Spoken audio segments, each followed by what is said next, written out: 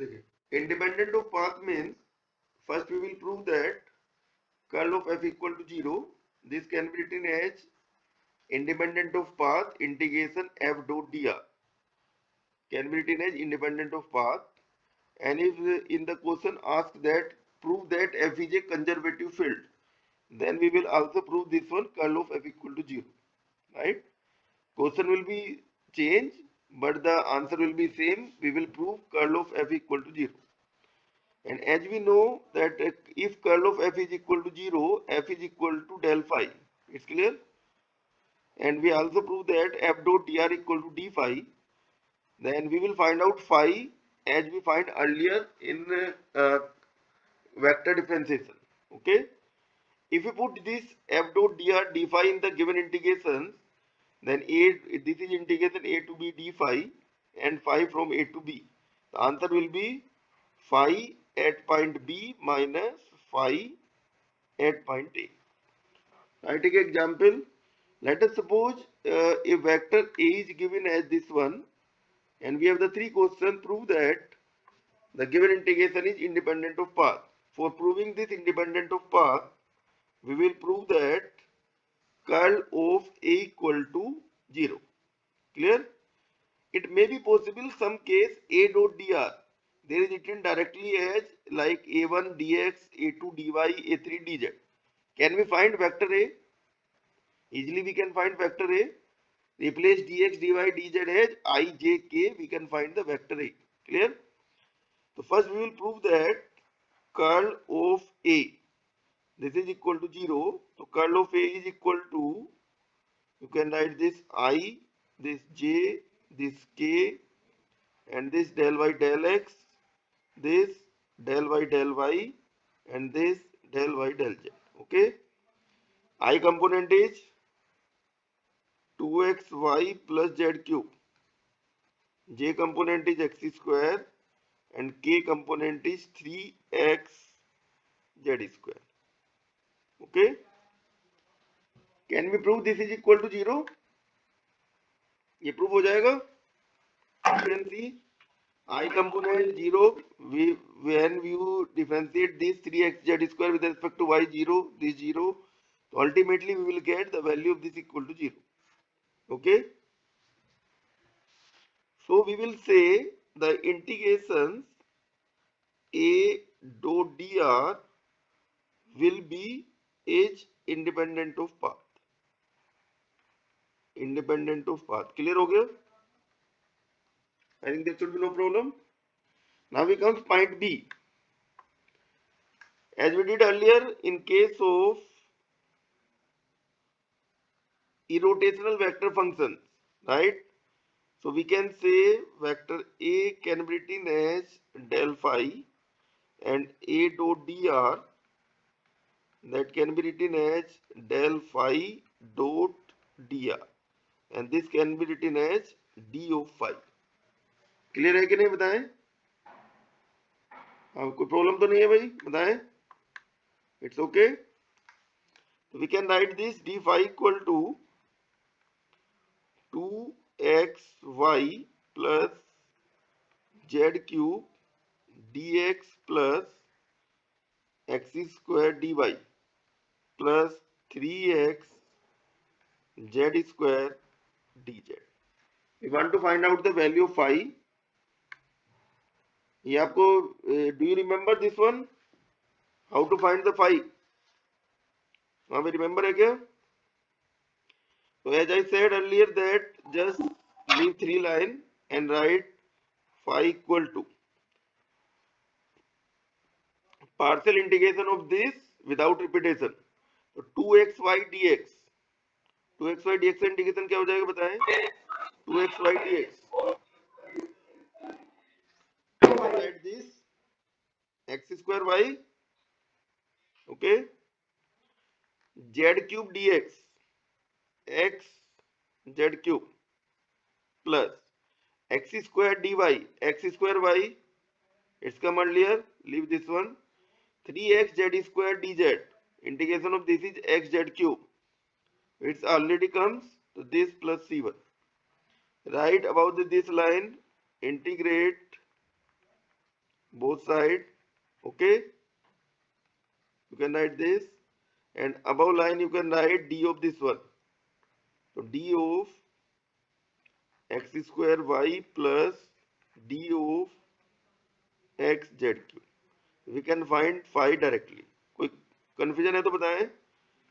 Now we want to find out work done. Work done. Work done is point P1 to P2. This vector A dot dr.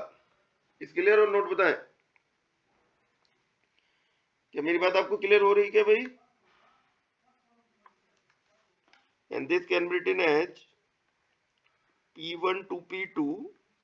A dot dr is d phi. This can be written as phi of at point P2 minus phi at point P1. कोई problem है क्या किसी को? Anyone? ये clear हो गया क्या? बताए भाई. And what is point P1 and P2? Here P1 is given as 1 minus 2 1, and P2 is given as 3 1 minus 4.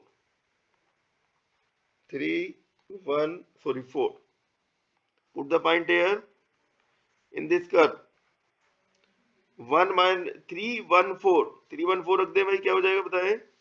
This is 3 square into 1 plus 3 into 4 cube. ये हो जाएगा क्या? अपर लिमिट क्लियर है क्या? माइनस 1 माइनस 2 1, ये हो जाएगा आपका 1 square minus 2 plus 1 into 1 cube. कोई कंफ्यूजन है क्या बताएं भाई? एनीवन? क्लियर है क्या? अरे भाई मेरी आवाज आ रही है आपके पास? लग नहीं ना कहीं में. 3 प्लस 4 16 64 हो जाएगा. अरे ये होगा माइनस कितना? Minus 2 plus 1 minus 1. Okay, this is 3 times of 67 plus 1. यही आगे क्या आंसर बताएं कितना है?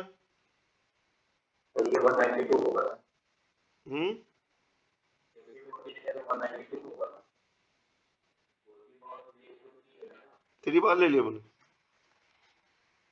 3 कॉमन ले लिया ना. अरे 3 कॉमन ले लिया भाई.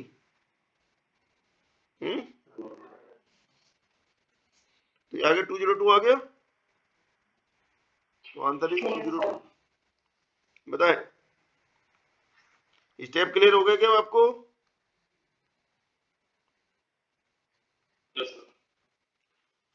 If there is a question that written as find the line integration and curve is given, and you can prove that the given vector is irrotational or curl of that vector is 0, then you can solve by this method. Clear? Without using the curve. Otherwise we will use the curve as we solved earlier. It's okay? बताएं कोई confusion है क्या? मैंने आपको क्या बताया? There are the two types of questions. First type of questions where we will use independent of path. Okay, in case of independent of path we will find out phi using irrotational vector function curl f0, then directly find phi and then put directly the value point p2 minus p1. Is clear? If it's not a independent, that means curl of given vector is not equal to 0. In that case we will use the given curve, जैसे कि हमने कल last lecture में हमने इसको solve किया. Okay, बताएं clear है क्या? एनीवन? ये पॉइंट आपको क्लियर हो गया क्या सबको? कोई प्रॉब्लम है तो बताएं.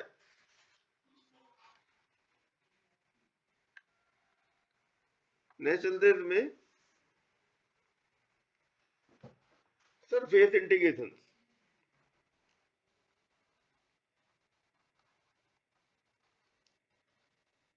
सरफेस integral,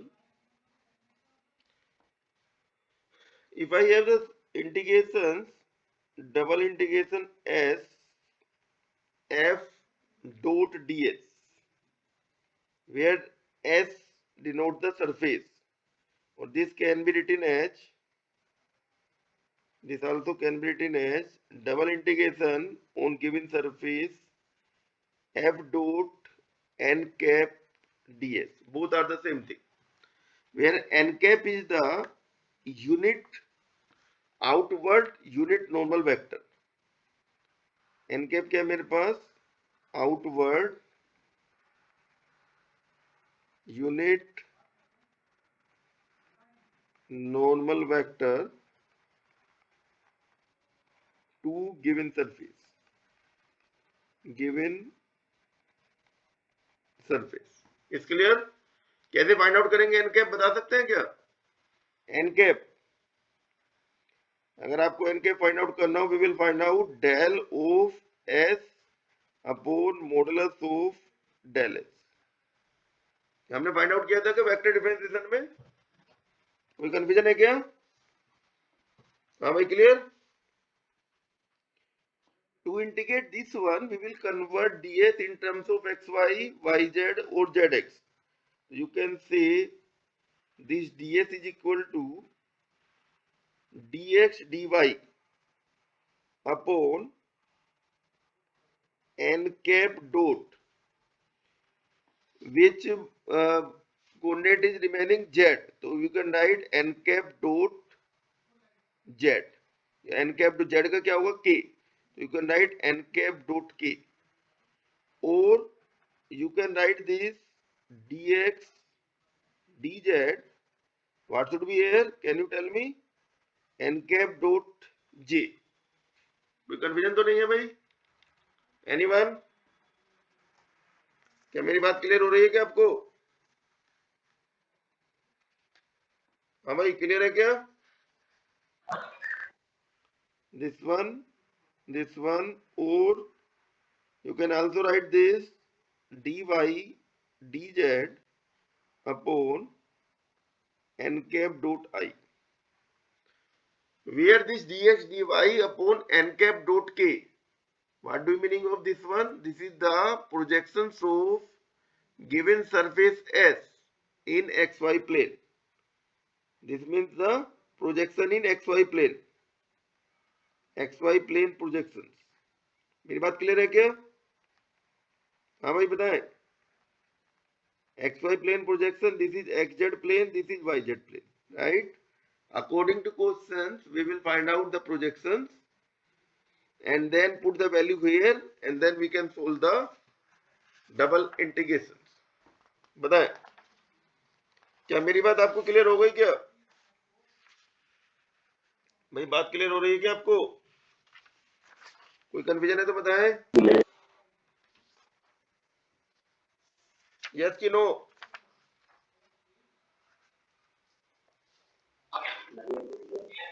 हैं?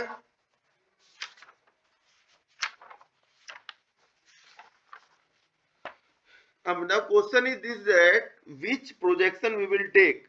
We will take dx dy, or we will take dx dz, or we will take dy dz. ये क्वेश्चन है ना हमारे पास, कौन सा प्रोजेक्शन ले? Which projection we will take, right? It will decide by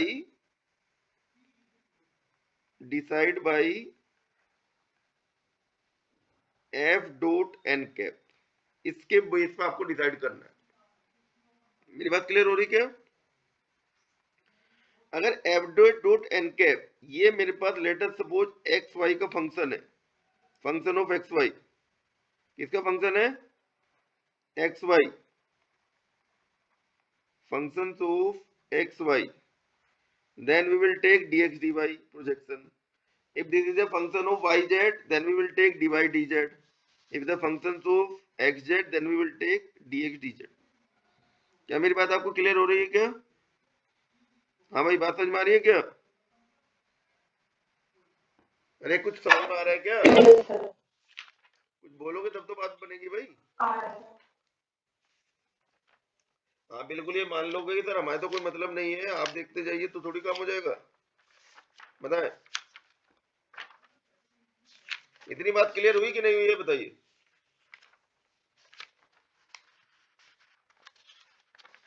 yes sir. मैंने आपको क्या बताया, we will take the projection according to this one. देखिए एन कैप कैसे निकालेंगे, n cap we will find out by this one, right.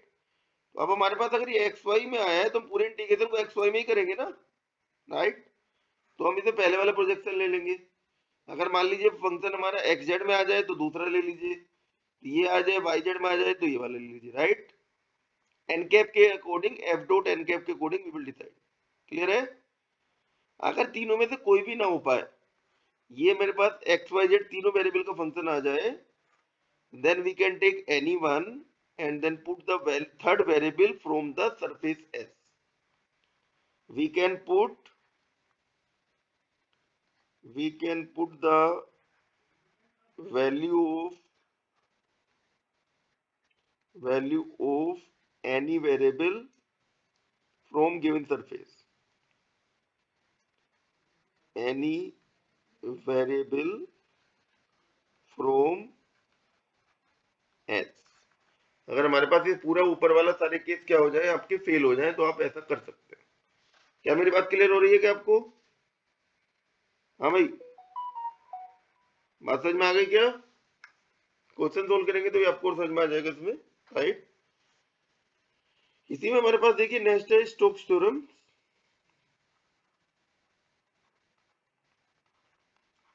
Stokes theorem. Stokes theorem says that if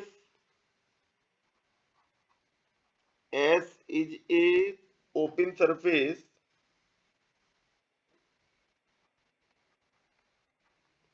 S is a open surface, a smooth open surface,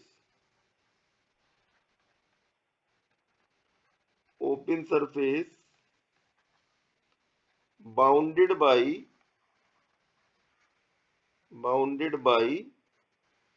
closed path C,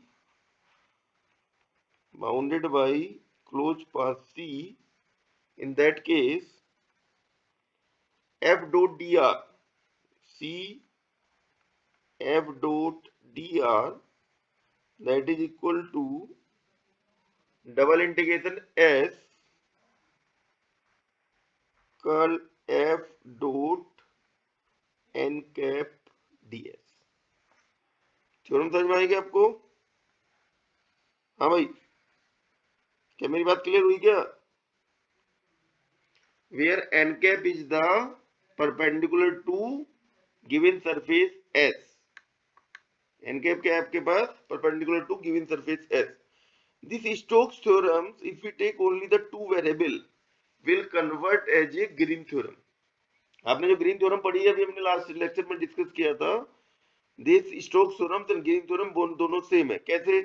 F dot D are क्या होगा बता सकते हैं? F dot D are, if I right F dot D R, that is basically f1 dx plus f2 dy plus f3 dz, यही तो है ना? हाँ भाई, क्लियर है।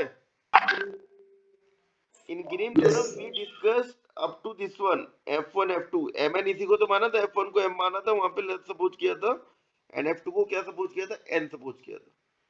So whatever the green theorem in 2 dimension, the extensions of that theorem is Stokes theorem in 3 dimension. There we write the green theorem in terms of double integrations dx dy, because they are the only two variable. Here we write this as the in terms of surface, and this curl of f dot n cap ds, where n cap क्या है हमारे पास? h outward normal to s, outward normal to given surface है। बताएं, क्या मेरी बात आपको क्लियर हो गई क्या? अरे भाई, बात समझ में आई क्या आपको? यस कि नो? यस। जो हमारा वहां पे क्वेश्चन था, ये यहाँ पे क्वेश्चन वो अप्रोक्स सेम है, उसमें कोई चेंज नहीं है, केवल टू वेरिएबल। अब ये आपको जो हमने वहां पे ग्रीन थ्योरम के क्वेश्चन किए, same question can be given in Stokes theorem, and again this theorem always comes as a verification of Stokes theorem, और अप्लाई भी करने के लिए आ सकती है। अगर मैं आपको दे दूं given that F dot D are, and we will say that find the value of f dot dr using Stokes theorem. That means you will calculate this right hand side integration.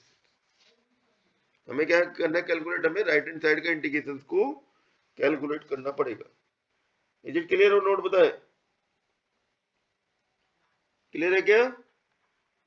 अब देखिए, verify Stokes theorem for, अगर हमें दिया मान लीजिए f equal to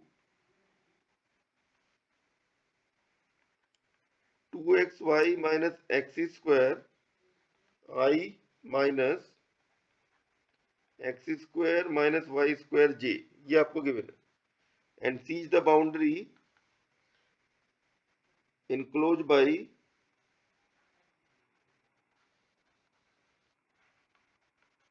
by the curve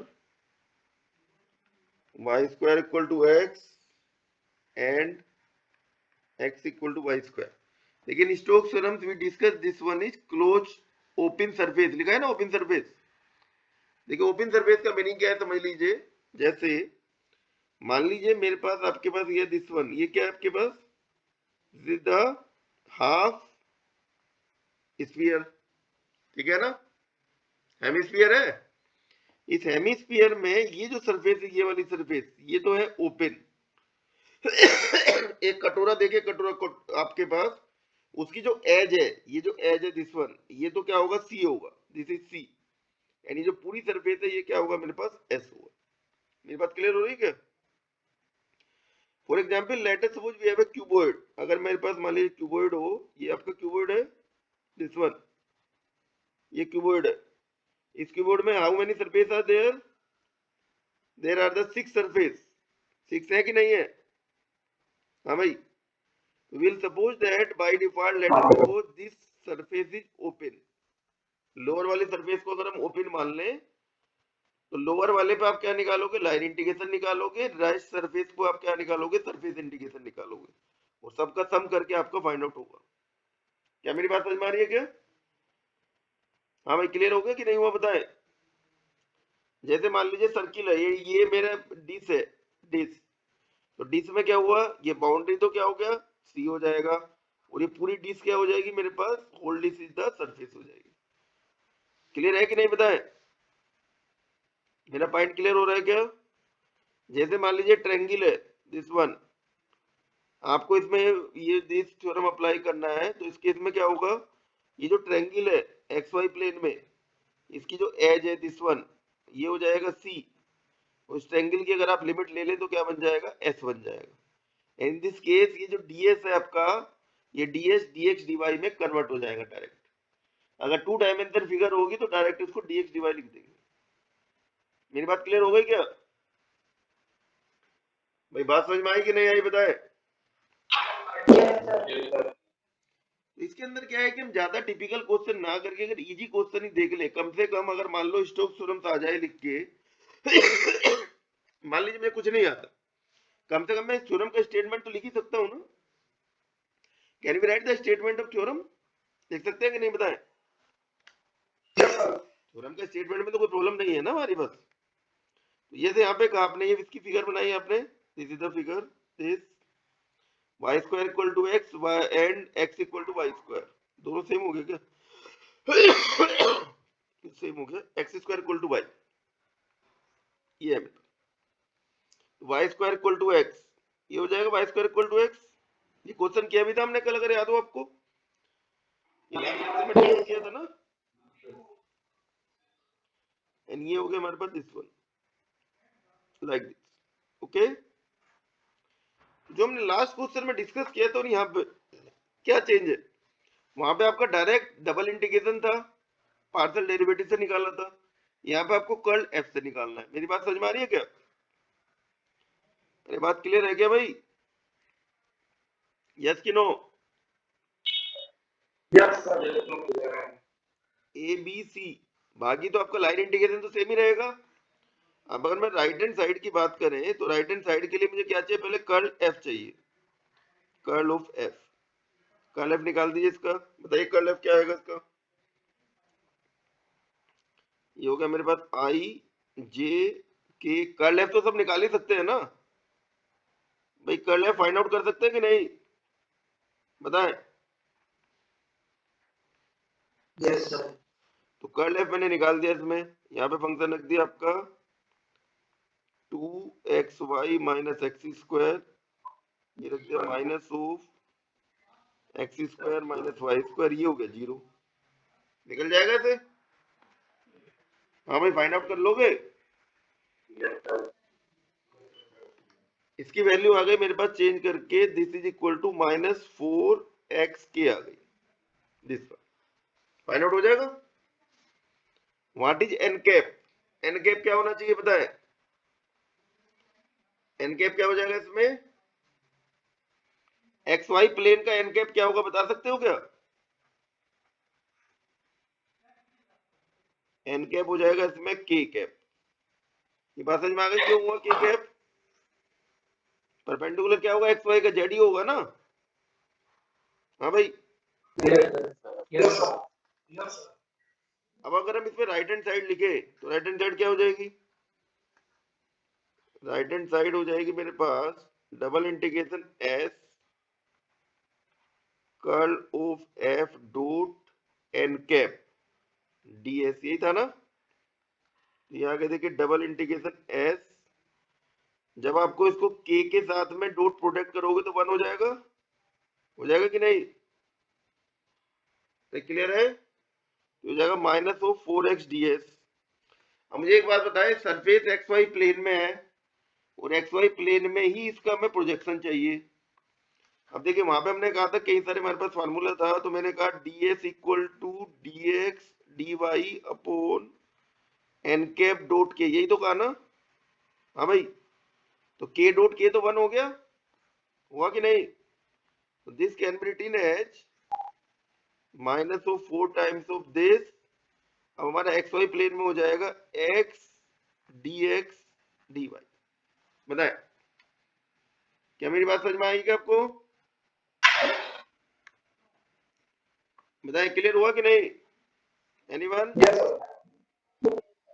to dimension में कोई tension नहीं है, टू डायमेंशन में ds की वैल्यू डायरेक्ट आप dx dy या dy dz जो भी आपका टू डायमेंशन प्लेन हो डायरेक्ट लिख सकते हैं।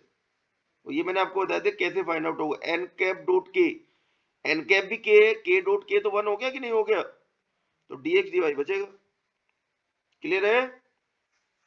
नाउ राइट द लिमिट, इसकी लिमिट क्या आएगी आपकी, x equal to 0 to 1, because ये पॉइंट आपका 1 1 आएगा, ठीक है ना। एंड y की वैल्यू क्या आएगी बताए, value y equal to lower पे कौन सा कर्व था, x square equal to y था ना, y equal to x square to y equal to root and then we can find the value of this one, and value of this one will be equal to minus of 3 upon 5। बताए कोई confusion है क्या किसी को, भाई कोई confusion है क्या,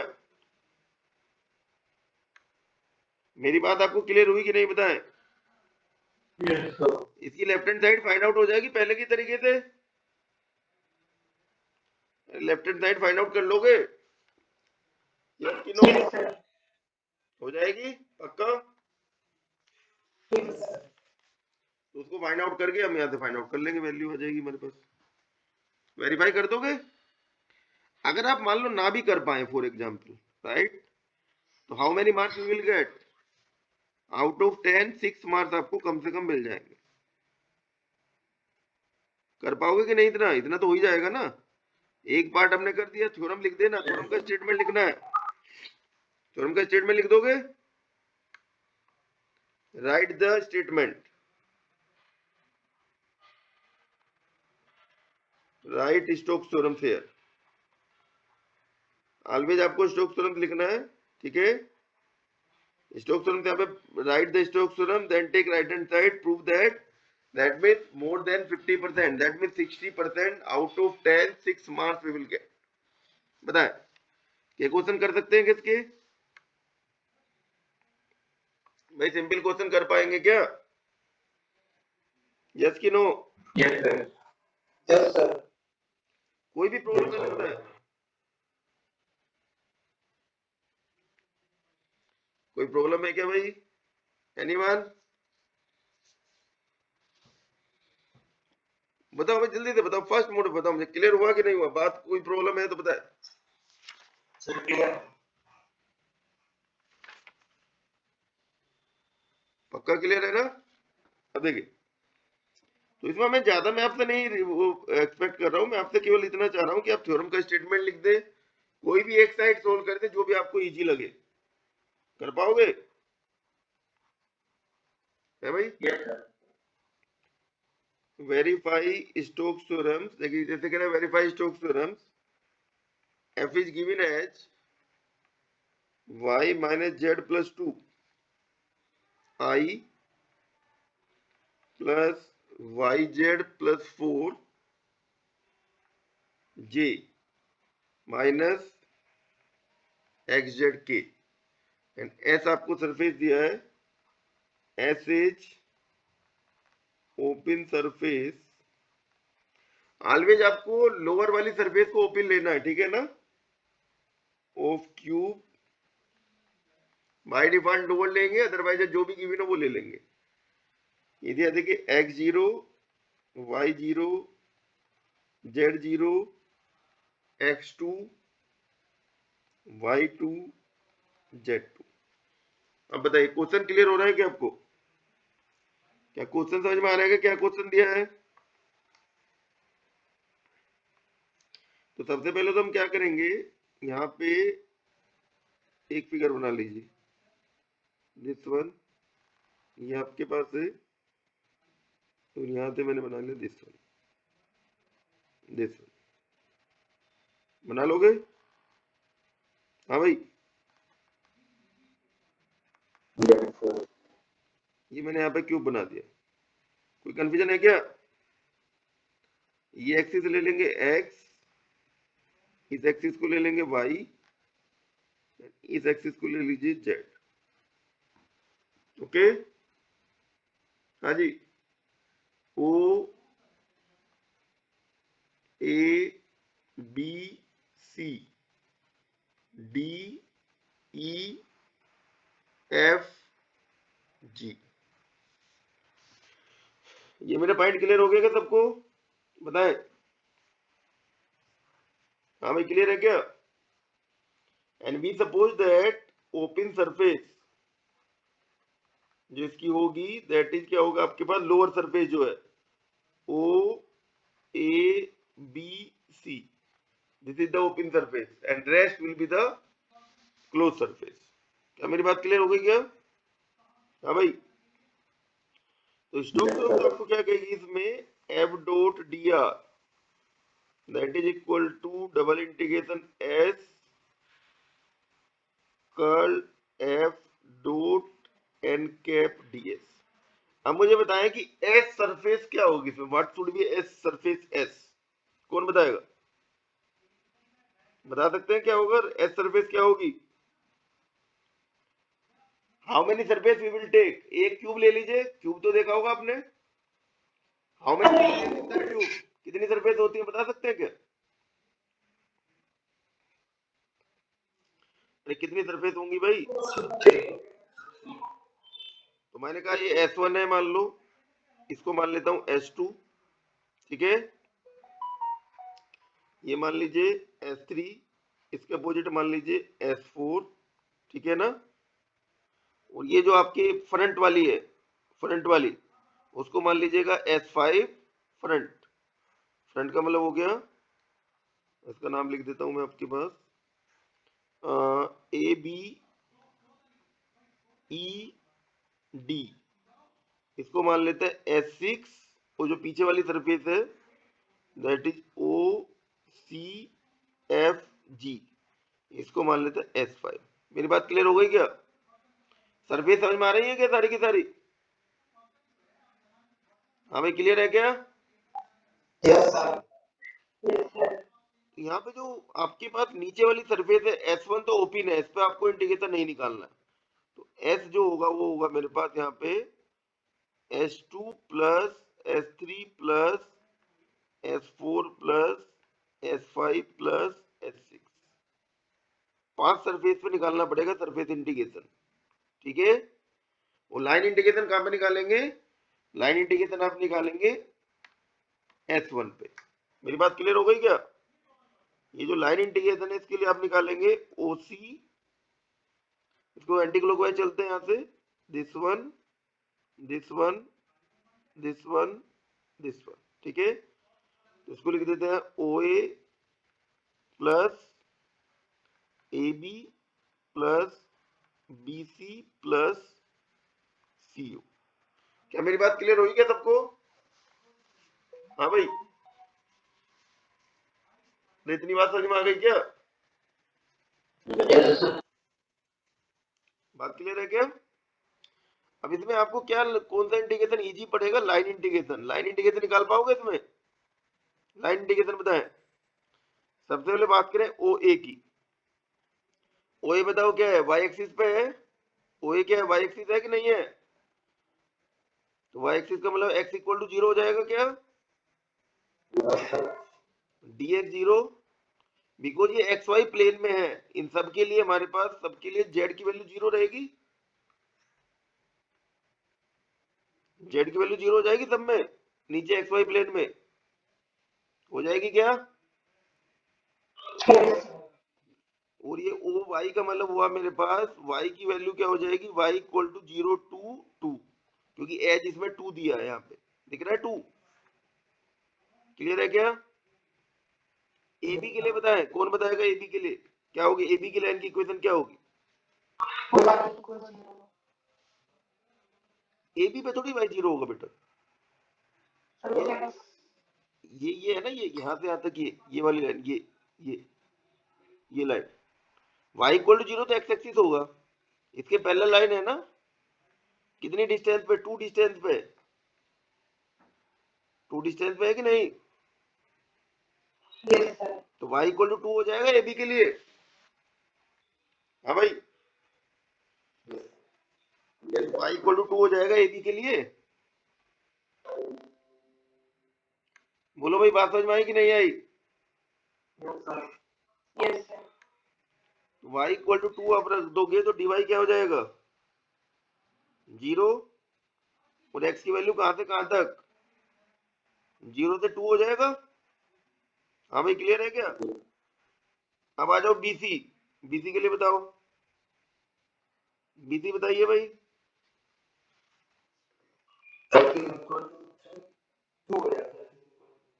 x इक्वल टू 2, ठीक है, x 2 हो जाएगा, dx 0 हो जाएगा, और y की वैल्यू कहां से कहां तक? 2 से 0 हो जाएगा। हाँ भाई, क्लियर है क्या? अब आ जाओ किस पे? CO। CO बताओ।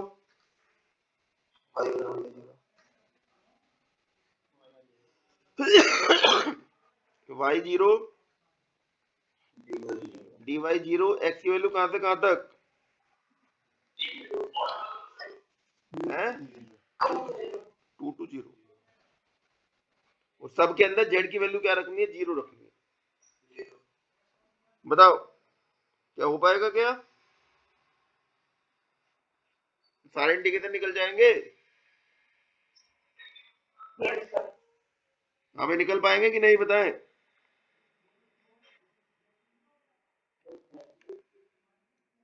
वन बाय वन निकाल लें।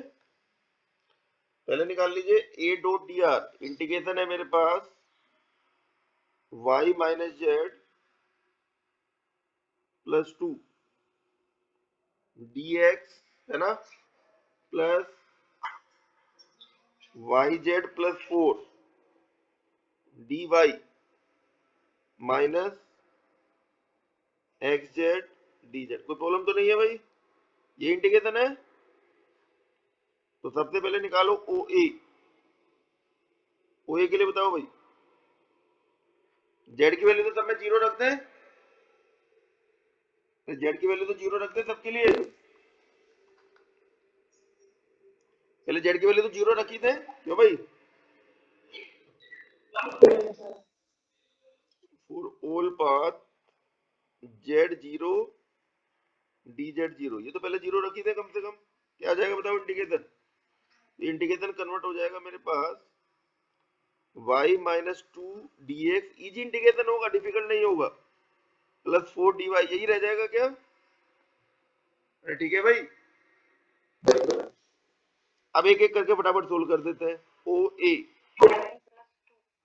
वन प्लस टू, ओ ए बताए, ओ ए में हम कह रहे हैं x zero D x zero, पहले वाला तो जीरो हो गया,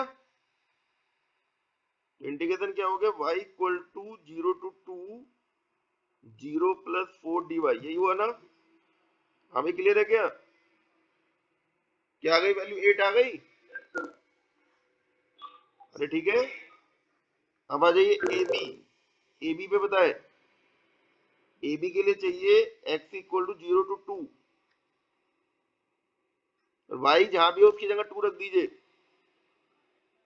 और dy की जगह 0 रख दीजिए, तो y की जगह 2 रख दिया तो क्या हो गया, 2 प्लस टू dx प्लस 0, यही हुआ ना? हाँ भाई, कोई कंफ्यूजन है क्या? अरे क्लियर है क्या? आंसर आ गया, 8 हो जाएगा। अब आ जाइए बीसी, बीसी बताएं, बीसी में चाहिए x इक्वल टू टू और dx equal to zero, integration हो गया y equal to two to zero dx zero plus 4 dy, कितना, -8 है ना? और सीओ बताए, सीओ के लिए x equal to two to zero, y की वैल्यू 0 रखना है, ठीक है? तो क्या हो गया, 0 प्लस टू dx प्लस 0, -4 आ गया क्या? अरे -4 आ गया भाई, क्या आंसर आ जाएगा बताएं? लाइन इंटीग्रेशन आ जाएगा मेरे पास 8 प्लस 8 -8 -4, 4, इसके आंसर हो गए मेरे पास 4 आ गए। बताएं, कोई कंफ्यूजन हो तो बताएं, एनीवन? मेरी बात समझ में आई क्या? बताएं, क्लियर हुआ कि नहीं? तो एक इंटीग्रेशन निकाल ले, दूसरा नहीं निकले तो कोई बात नहीं, है ना? हो पाएगा?